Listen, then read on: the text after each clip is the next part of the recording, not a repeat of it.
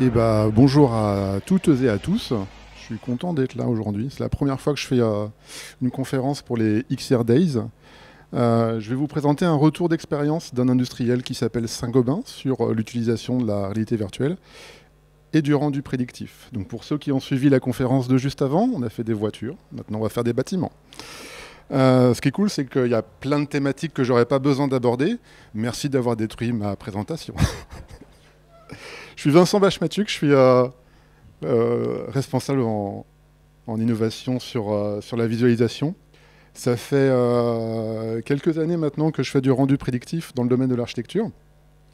Mon rôle chez Saint-Gobain, c'est de pouvoir passer de l'étape de proof of concept à une étape plus industrielle où on va utiliser des services, où on va utiliser une machine de fabrication d'images à destination des opérateurs chez Saint-Gobain, des specifiers, ceux qui vendent le verre, ceux qui sont au front devant les architectes ou devant les gens qui fabriquent les façades de bâtiments, pour leur offrir un outil qui permet de choisir.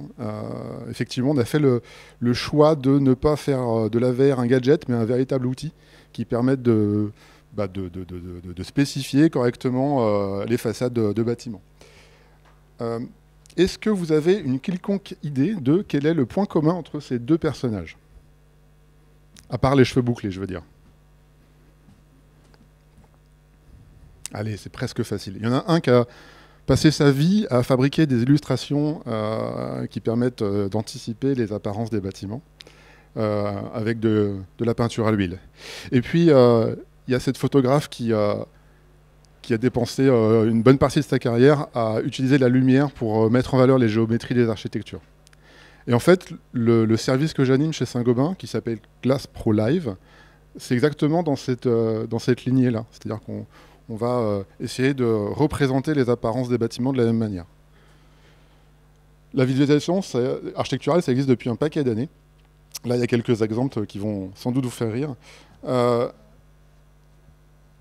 On est passé de dessin à des maquettes, à un peu de 3D, parfois même à des photographies, à la 3D qui ressemble à la photographie, à la 3D physico-réaliste. Tout ça pour simplement anticiper les apparences. C'est hyper important quand on construit un bâtiment pour plusieurs raisons. Et je l'écris là en anglais, désolé, j'ai pas eu le temps de la traduire. La principale des raisons, c'est comment comprendre les apparences des matériaux. Moi, en tant qu'industriel des matériaux, je vends du verre chez Saint-Gobain. L'idée, c'est de savoir à quoi ça ressemble. On ne peut pas vendre quelque chose sans savoir à quoi ça ressemble. Les méthodes historiques, c'était d'apporter un morceau de verre sur la table et de choisir dans une réunion.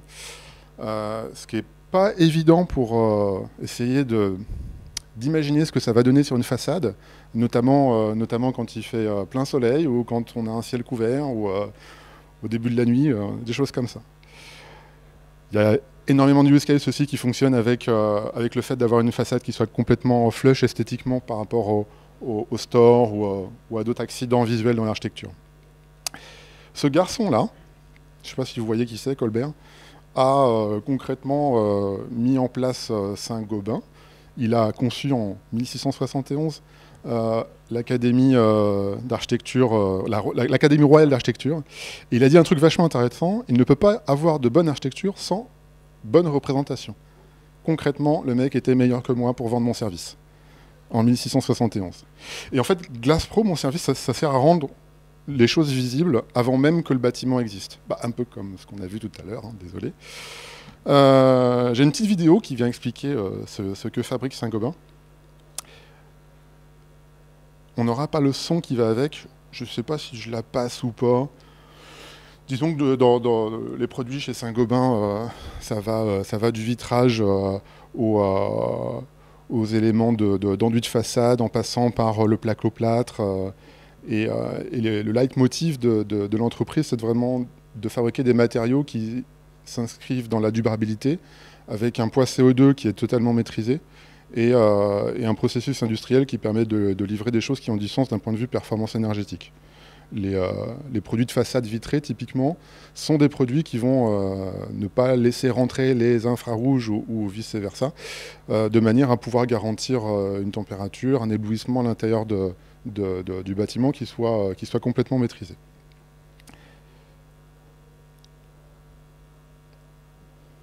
C'est mieux avec la musique. Et donc, ces produits de façade ont un impact esthétique important. Parfois, c'est très sensible. Parfois, on va essayer de chercher de la neutralité. Parfois, on a des pays qui vont chercher une esthétique un peu verdâtre, un peu comme des verres de Ray-Ban, grosso modo. Hein. Et parfois, on a des choses qui sont pleinement utilisées pour donner une esthétique particulière, avec des bâtiments qui vont être de couleur dorée ou bronze, des choses comme ça.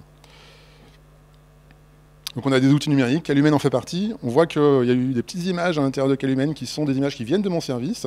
Et on voit que le support visuel qui est utilisé aujourd'hui passe d'images statiques à des images en VR grâce à des travaux qu'on avait opérés avec la R&D, avec des sociétés externes. Est-ce que je cite Light and Shadow et Thierry Volquin à ce moment-là? Oui. Merci les gars. Concrètement, ce que je fais dans la vie, c'est l'image de la réalité. Donc, si vous voyez la publicité du burger de McDonald's qui vous donne super envie d'en acheter un, même si vous êtes vegan, et qu'à la fin vous ouvrez la petite boîte et que vous voyez que finalement c'est pas exactement ça, et bien c'est exactement le même pattern pour moi. Je fais pas des images jolies, contrairement aux architectes qui font des images très très belles pour gagner des concours. Moi, je fais des images réelles et de facto pas forcément belles. Elles sont parfois même déceptives, mais c'est le fait de pouvoir anticiper ces apparences-là qui donne de la valeur à ce service. Voici un exemple assez intéressant d'un bâtiment qui existe pour de vrai. C'est une vraie photo à droite, et à gauche, c'est la vraie image d'architecture qui a permis de gagner le concours. Et on voit que là, on a un gros problème comment ça s'appelle, d'anticipation de ce que ça va donner à la fin. Et la raison, elle est autant économique que technique. À un moment donné, dans la réalité de la construction d'un bâtiment, on va se confronter à des problèmes, un peu dans ce qu'on a vu tout à l'heure avec les histoires d'arcs autour des éléments métalliques d'une carrosserie de camion, où on va devoir faire des choix, et ces choix sont faits, la plupart du temps, soit par des ingés, soit par des gens qui n'ont absolument aucun culture au niveau de l'esthétique d'un bâtiment ou ne sont pas du tout architectes. Et du coup, il y a un décalage vraiment important entre l'idée d'origine, ce pourquoi les décideurs ont décidé de faire ce bâtiment et pas un autre, et la réalité. Et c'est en ça qu'on essaie de diminuer ce gap-là grâce à l'utilisation de mon service. Et pourquoi ça arrive? Je pourrais vous en parler longtemps, c'est un peu comme tout à l'heure avec ces histoires de carrosserie. Mais concrètement, le verre, c'est un matériau qui est un peu compliqué parce qu'il réfléchit la lumière un petit peu, pas forcément à la manière d'un miroir, parfois à la manière de quelque chose qui va donner une thématique lumineuse, enfin une thématique colorée dans un certain sens du spectre de la lumière. Parfois, ce sens bouge en fonction de l'angle dans lequel on regarde. On a aussi de la réflexion interne, on a de la transmission, le verre en lui-même a une patte, il y a une tonalité colorée là-dedans. Et puis en plus, ça vit grâce à l'environnement, ça vit grâce la lumière qui est tout autour, donc c'est pas juste une couleur qu'on met en place sur un bâtiment, c'est un véritable choix dynamique. Et ça, c'est pas simple à expliquer et c'est pas simple à rendre.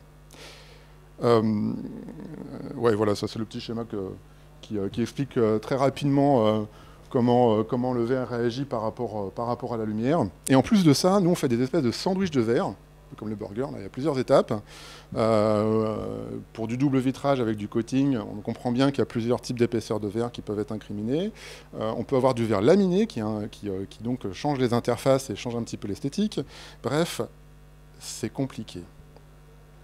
Et c'est aussi compliqué pour la majorité des moteurs de rendu, notamment les moteurs de rendu RGB, qui ne prennent pas en compte la dimension spectrale des matériaux, mais ils ne prennent pas en compte non plus la dimension angulaire de ces changements spectraux. Je ne sais pas si VRED le fait, par exemple. C'est une question que j'aurais dû poser tout à l'heure. Ça simplifie aussi l'équation de la lumière, pas tous, hein, surtout ceux qui sont à la mode aujourd'hui. Et surtout, ce sont des moteurs de rendu qui sont dans un modèle économique qui doit permettre à des architectes de gagner des concours en faisant des belles images rapidement. Alors que moi, je suis dans un modèle économique où je dois avoir quelque chose de juste. Et je m'en fous du temps. Il faut que ça soit hyper précis. Et c'est pour ça qu'on a fait un peu de recherche. Parce que oui, je viens de la recherche. On a bossé pendant quelques années à essayer de faire des photographies et des rendus 3D qui ressemblent et qui ont un delta E inférieur à 2 qui dit que dans la littérature, on n'est quand même pas trop loin.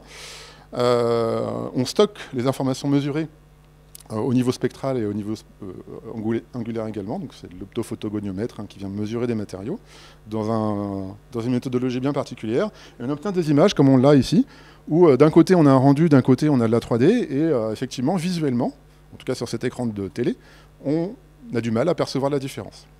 Et c'est à la base de ces travaux de recherche qu'on a fabriqué d'abord une application sur iPad catalogue, GlassPro App, et instantanément l'architecte a demandé de faire la même chose avec son bâtiment, donc on a fait un service qui s'appelle GlassPro Live, qui permettait de faire des images prédictives à plat, et animer des meetings directement chez les architectes pour présenter les différentes configurations de vitrage.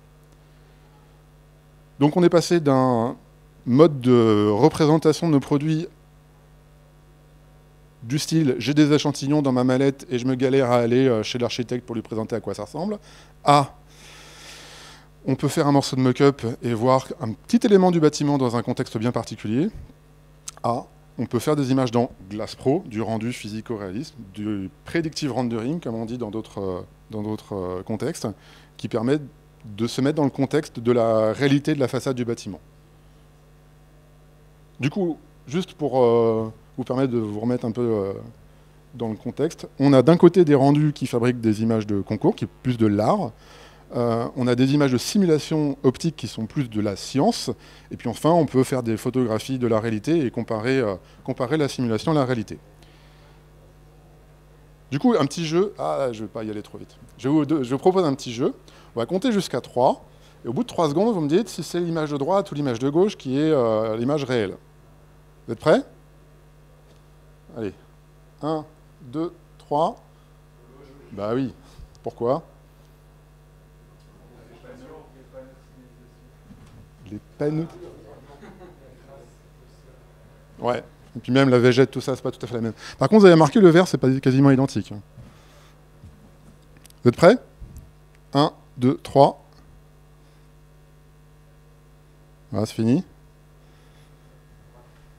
La droite est réelle, pourquoi? Ben oui, il est là le bâtiment du réel, alors qu'à gauche, il n'y est pas. Premier projet GlassPro Live, tu te rappelles Thierry? On recommence. 1, 2, 3. Ouais, il y a un petit peu de détail en plus d'un côté. Mais bon, au niveau du vert, on est quand même pas mal. Là, en 3 images, enfin 6, on a construit la confiance dans l'outil. C'est-à-dire qu'aujourd'hui, un architecte peut venir nous voir et nous demander à quoi va ressembler mon bâtiment dans le futur. On sait lui répondre. Hop. Et puis maintenant, on lui répond en VR.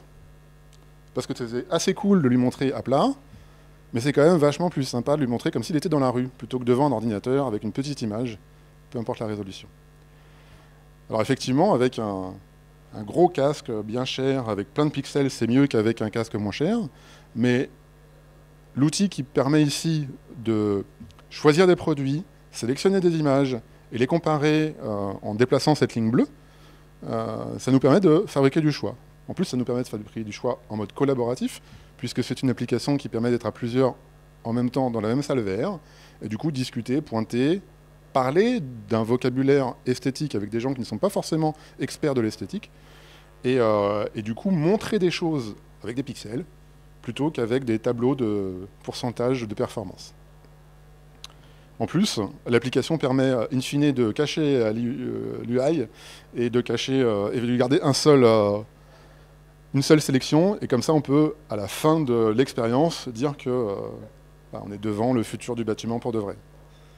Tout à l'heure, la SNCF, non, TGV disait, en avant-première mondiale, vous êtes dans le TGV pour de vrai, bah là, en avant-première mondiale, on est devant le bâtiment pour de vrai, spectralement parlant.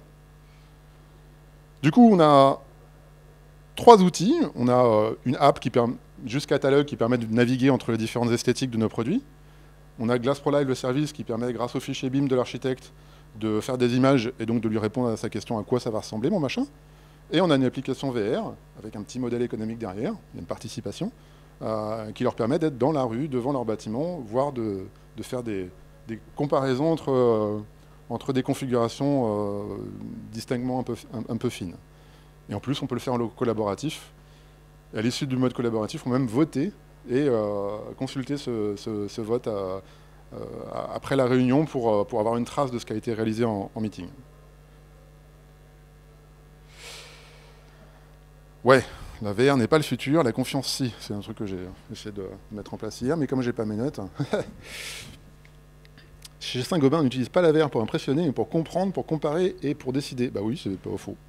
C'est ce que j'essaye de faire depuis maintenant 2 ans sur cette application de VR qui commence à prendre le vent en poupe. On a un déploiement sur un peu moins d'une dizaine de pays et on a fait les 2 premières livraisons officielles cette semaine pour de vrai. La commande avait été faite il y a quelques temps. Du coup ça commence gentiment. Les gens sont plutôt contents de l'utilisation. On ne fait pas que voir une illustration d'un bâtiment dans un contexte fixe.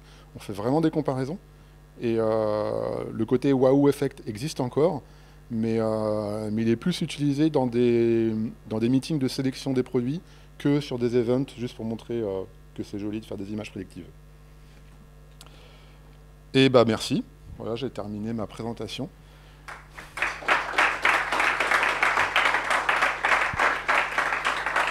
Si un jour vous voulez faire du bâtiment avec du verre Saint-Gobain, il y a du QR code ici. Et si vous avez des questions, je suis prêt à y répondre.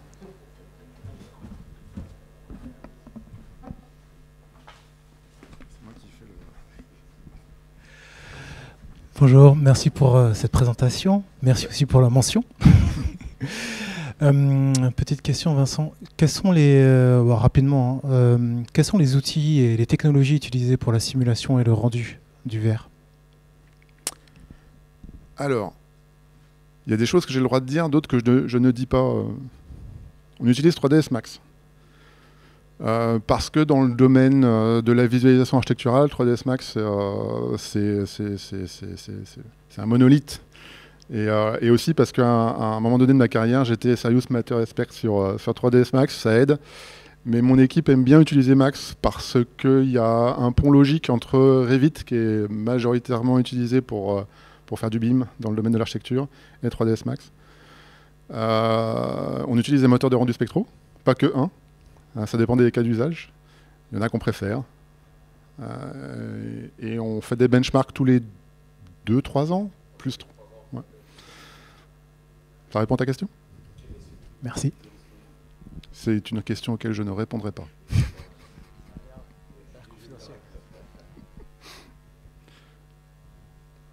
Peut-être pas mieux.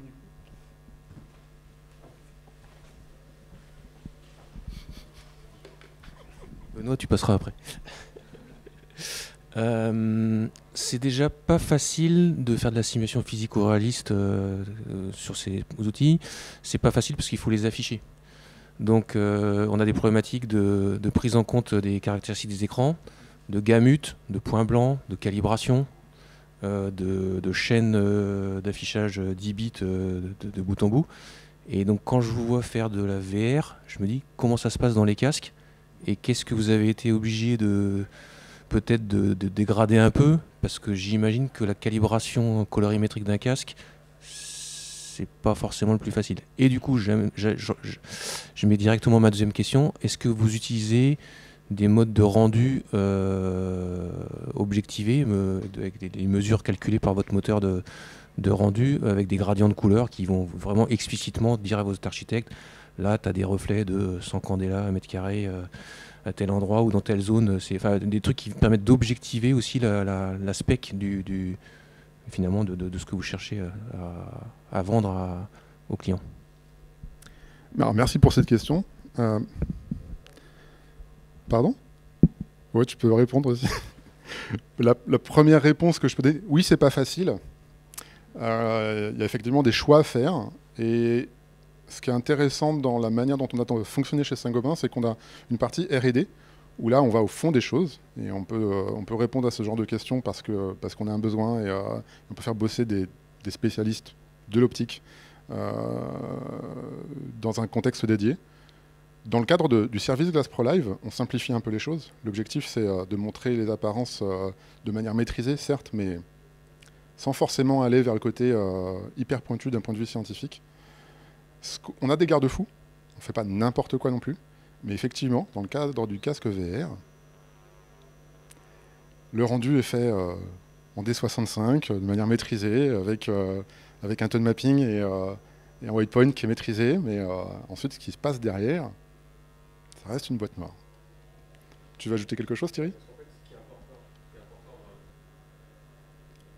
On a effectivement cette expérience entre le rendu physico-réaliste et la photographie qui existe en R&D, qui fait partie intégrante de mon service, mais qui n'est pas le service aux architectes.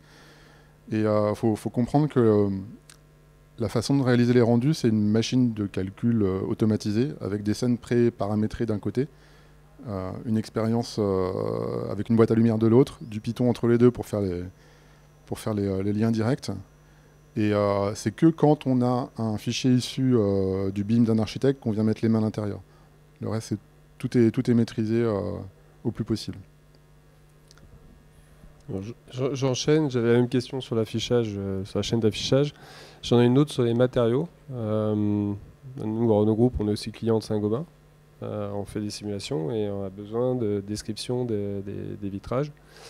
L'approche que vous avez retenue, c'est de la full mesure type BRDF, BTDF avec des bancs Gogno ou autres, ou alors vous avez fait une représentation par couche et modélisé chaque couche, puisque vous connaissez tout le process de fabrication de vos... Elle est cool ta question. Oui, aujourd'hui, ce qu'on fait, c'est qu'on mesure tout et on fait toutes les couches et on simule le sandwich à la fin. Donc on ne fait pas de simplification de matériaux.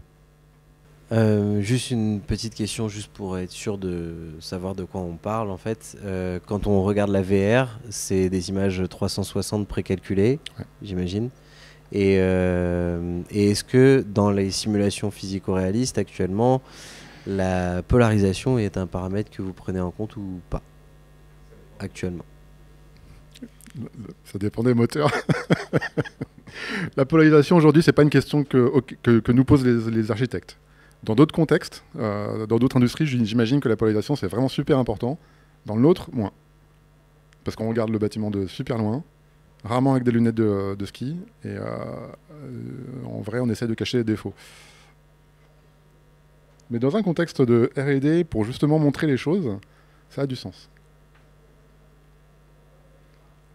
On peut utiliser des images pour expliquer justement comment apparaissent ces défauts, mais pas sur la présentation en clientèle. Il est... Plus de questions? Je vois plus de mains qui se lèvent. Moi, j'en ai peut-être une complémentaire. Je t'en prie. Vous dites que donc, les architectes utilisent vos outils. Ils les utilisent une fois qu'ils ont vendu le projet parce qu'ils ont déjà montré les belles images et ils ont gagné le projet, ou ils les utilisent aussi dès les phases amont et dans un effort peut-être de transparence vis-à-vis de ce qu'ils vont réellement réaliser? J'aime beaucoup le côté transparence de la chose.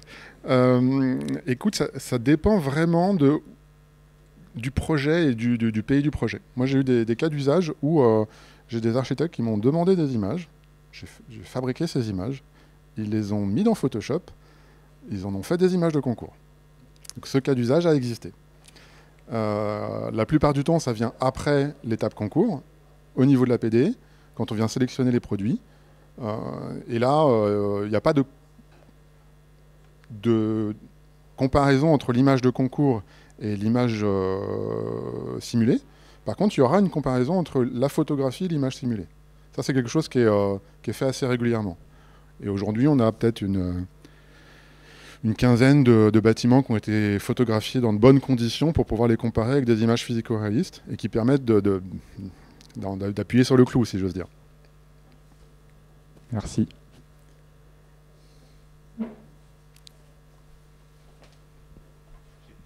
J'ai une toute petite question par rapport à... Vous disiez tout à l'heure qu'effectivement, il y a une composante de réflexion qui est importante dans le verre. Comment vous modélisez l'environnement dans les images que vous produisez? Assez classiquement. Dépliage de polygones, référence photo. Parfois, on va utiliser un petit peu de captation du réel. Mais c'est un mode de modélisation assez classique. Les matériaux qui sont dessus, c'est des matériaux PBR. Donc, pas de matériaux mesurés sur les matériaux de l'environnement. Ça n'a pas de sens. Et puis, souvent, ce qu'on fait, c'est qu'on a une technique classique de premier plan, arrière-plan et ciel physique. Donc, il y a quand même une simplification de l'environnement. C'est quand même lui qui va générer la lumière qui va être... Vu qu'on a... Alors, il y a environnement, le ciel, HDRI, et il y a l'environnement, les bâtiments qui sont autour. Le matériau fait 75% 14% de réflexion. Si on a un environnement tout pourri, tout noir, forcément le verre n'est pas joli, donc on se doit de fabriquer un environnement réaliste, entre guillemets. Alors on a des raccourcis, on fait un peu du Lego des fois. On a des bâtiments déjà préfaits depuis longtemps et on les pose au bon endroit quand ça y ressemble pas mal. Et pour les HDRI, classique, Paul de Bévec, à l'ancienne. Parce on met un point d'honneur à avoir un soleil qui envoie le bon nombre de lux et la bonne température de couleur. Et ensuite orienter correctement par rapport au nord du bâtiment pour que ça soit réaliste au niveau de l'éclairage. C'est-à-dire que l'ombre portée ne soit pas quelque chose d'inventé. Vous les capturez vous-même? On les capture pas forcément nous-mêmes, on l'a déjà fait.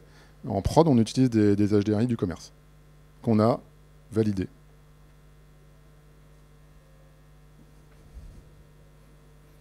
Du coup, la prochaine fois qu'on se voit, c'est pour un café rendu physico-réaliste spectral au prochain XR Days. Génial. Et je crois que je clôt les conférences pour aujourd'hui. Du coup, je vous remercie à tous et à toutes. Et à bientôt.